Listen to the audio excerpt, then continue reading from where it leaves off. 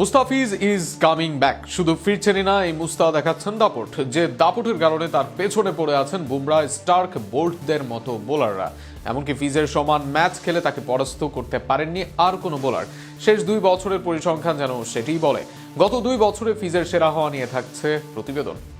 3 দলের লড়াইয়ে দাম উঠেছে 9,20,00,000 রুপিতে। বিশ্লেষকরা বলছেন এই দামটা আরও বাড়ত, হয়তো 14 কোটির অধিক মূল্যেও দল পেতে পারতেন মুস্তাফিজ। বাংলার মুস্তাফিজকে নিয়ে কারাকারি হতে পারত আরও, কিন্তু এরপরেও বাংলাদেশিদের মাঝে সর্বোচ্চ দাম মুস্তাফিজের। ফিজকে নিয়ে যে কারাকারি লেগেছিল সেটাই প্রমাণ করে আন্তর্জাতিক অঙ্গনে কি চাহিদা সম্পন্ন ফিজ। কিন্তু সেই দাম কি না বুঝেই দিয়েছে ফ্র্যাঞ্চাইজি মালিকরা?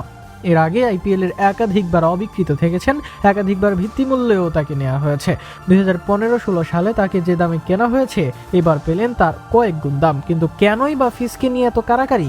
আর সেটির উত্তর একটি, সাম্প্রতিক সময়ে তার সাফল্য।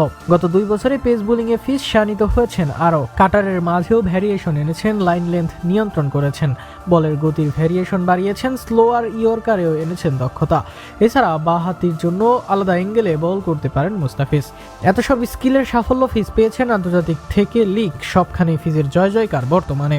গত 2 বছর ধরে সব ধরনের ক্রিকেটে পেশাদারের মাঝে দ্বিতীয় সর্বোচ্চ উইকেট বাংলার ফিজের।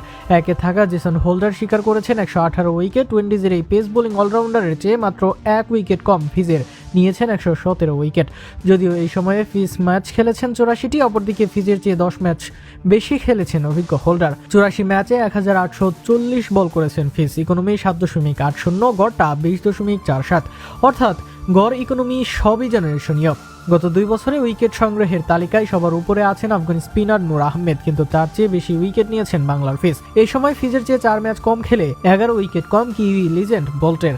আর মোহাম্মদ আমির, শাহিন আফ্রিদিরা সেরা 10-এ থাকলেও আরও আছেন ফিজের থেকে পিছিয়ে।